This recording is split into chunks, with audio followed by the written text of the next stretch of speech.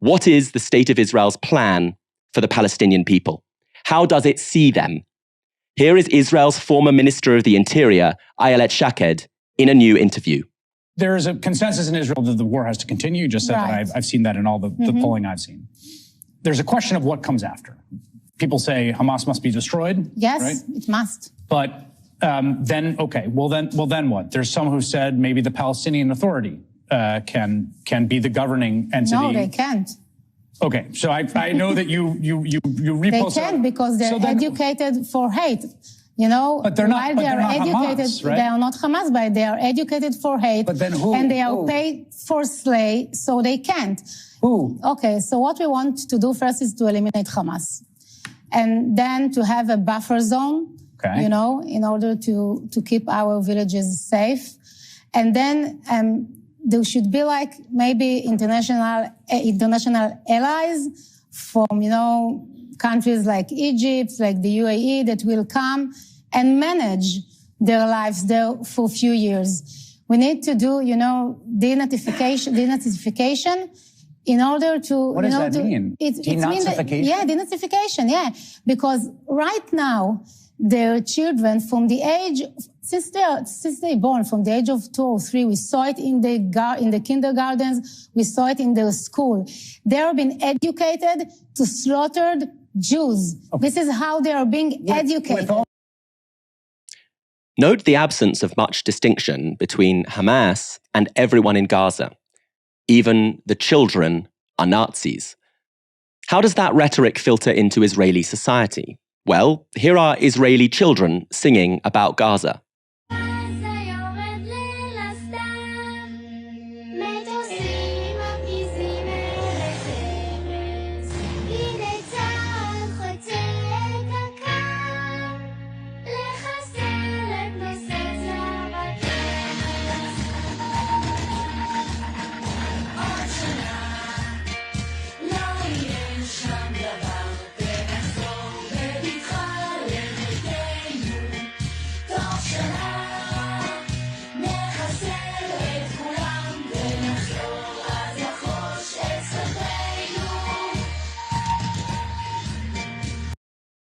Swastika bearers. One of the strange ironies of our world, our post-Holocaust world, is that racists identify the savages that they want to destroy precisely by accusing those savages of racism. So while we have these logics of open-air prisons in Gaza, reducing Gaza to a kind of concentration camp, Israel's saying that the people they're bombarding are Nazis. These moments are not outliers. Because it's important, right? When you say a nation is full of Nazis, you know what you have to do with them. We know what we want to do with Nazis. I certainly know what I want to do with Nazis. Well, naming his enemy, Israel's president says, quote, an entire nation is responsible. Israel's agriculture minister says, quote, Gaza Nakba 2023, that's how it will end. Israel's defense minister says all food and fuel must be cut off to people in Gaza because they are, quote, human animals. Israel's former information minister talks of, quote, erasing all of Gaza from the face of the earth. One current minister calls for nuking Gaza, dropping a nuclear bomb. A former major general in the Israeli army, Giora Eiland, writes this: the way to win the war faster and at a lower cost for us requires a system collapse on the other side and not the mere killing of more Hamas fighters. The international community warns us of a humanitarian disaster in Gaza and of severe epidemics.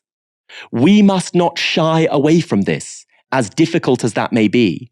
After all, severe epidemics in the south of the Gaza Strip will bring victory closer. That is how they are talking, of epidemics. And these are the results. All hospitals in northern Gaza have stopped functioning. They have been shelled, surrounded by tanks, and bombed. Israel has attacked more than 60 ambulances. The World Health Organization reports over 160, quote, attacks on healthcare by Israel. The director of Al-Shifa Hospital in Gaza says Israel is waging a war on hospitals. Medical Aid for Palestinians, the charity, talk of the near total collapse of Gaza's healthcare system. When the Israeli army forced staff to evacuate one hospital, Those staff had to leave babies on incubators to die and then decompose.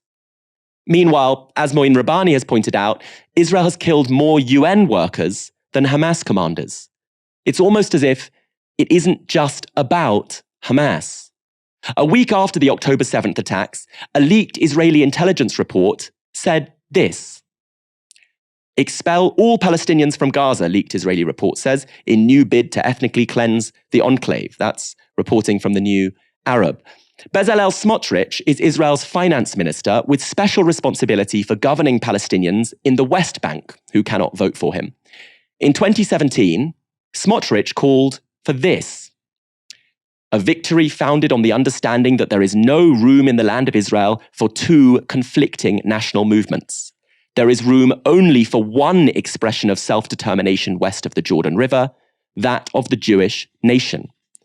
Today, that same man is responsible for Palestinian life in the West Bank, and he describes Palestinians in the West Bank as, quote, 2 million Nazis. There's that Nazi framing again. And as a minister, he's accelerating settlement building to seize more and more Palestinian land. Since October 7th, West Bank settlers, armed by the Israeli state, have displaced hundreds of Palestinians, including sometimes burning their villages. The United Nations says more than 900 Palestinians have been forced to leave their homes in the West Bank.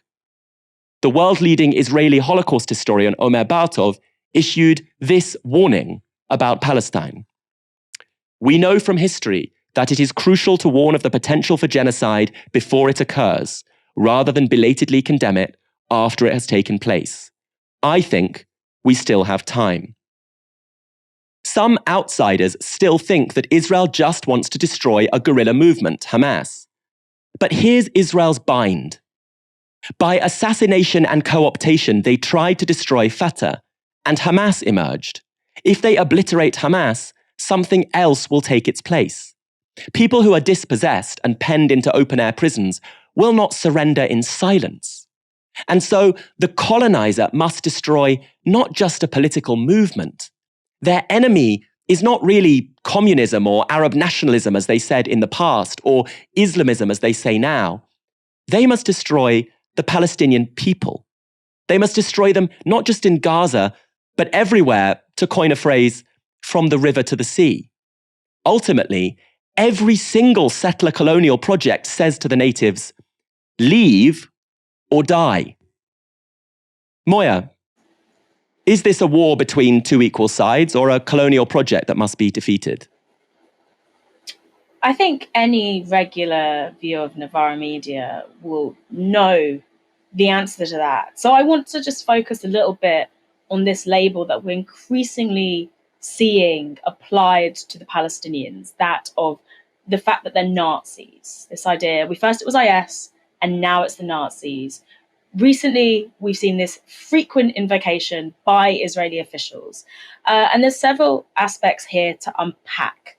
One, as you mentioned, calling Palestinians Nazis dehumanizes them en masse. They go from this people living under oppressive occupation to a rump territory on the side of Israel. That's a malevolent, aggressive presence that embodies the worst nightmares of the West. And that is very key. That's the second point, because we've seen denazification used recently by another occupying power, which is Russia. Denazification, for those who don't know, was a process that supposedly aimed to completely dissolve the Nazi state post 1945. It was a process that the Allies were in charge of. It meant the total deconstruction in Germany of the institutions the Nazis had built, the removal of influential Nazi figures.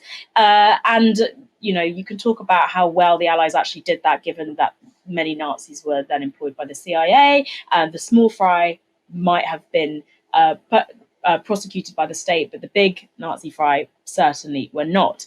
But looking at this term now that's been dragged into 2023 and abused, if you look at the way it's used in Russia, it's a term that frames a democracy in Ukraine, Zelensky's democratically elected government, as needing to be systemically destroyed, and any institutions it might have built with it, you know, really right down to the bottom. You're seeing, you talked about Israeli officials say we need to Benjamin Netanyahu in this space with Elon Musk was like, we need to re-educate the children in schools.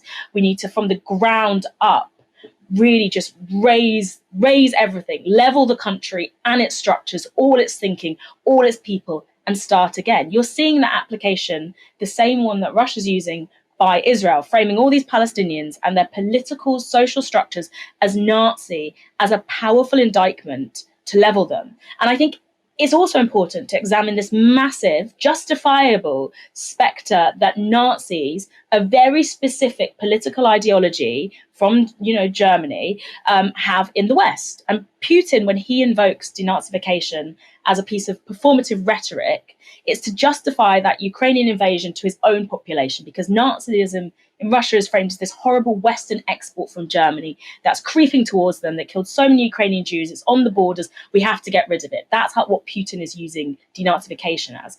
But Israel is invoking it because obviously the persecution of Jews in Europe and the Holocaust really fueled Zionism in the 1930s and is a huge part of Israel's foundational, rhetoric, foundational myth, and it's really powerful among the domestic Israeli population because of that. But it also speaks to Western guilt about what the states here, what the leaders in the West let happen to Europe's Jews, how they sat back and watched while Europe's Jews were systemically destroyed, and also what they aided in parts. I was at a talk recently as well where Wada Kanafa, who was the former Al Jazeera director, talked about the way that Western ideas around anti-Semitism and its manifestation has been imported to the Israel-Palestine region because of how the West uses Israel as this outpost, this Western outpost, and how it also imposes its guilt and its own anti-Semitism onto that region. So we also in the West have characterized Nazis as this ultimate binary evil, very fair, but it's the yardstick. If something doesn't look like a Nazi or doesn't act like a Nazi, we don't conceive of its danger. It's not bad enough to take action. So in the UK, on left and right, if you look at rhetoric we use here, when we're trying to convey rising fascism, everyone goes straight to Nazis as a comparison. I've even seen people on, pro-Palestine protests say, oh, the Israelis are Nazis. They're not Nazis. That's not an accurate comparison. It's also an anti-Semitic comparison, but it's a product of the British and the Western imagination of Nazis the only evil there can be and the worst evil. The Israeli state knows this. It's playing on this lack of political imagination very effectively, and it's both dehumanizing Palestinians, but also providing this justification to absolutely level that country, level that structures, and have the West cheer it on. I think that's totally right and so well put, Moya.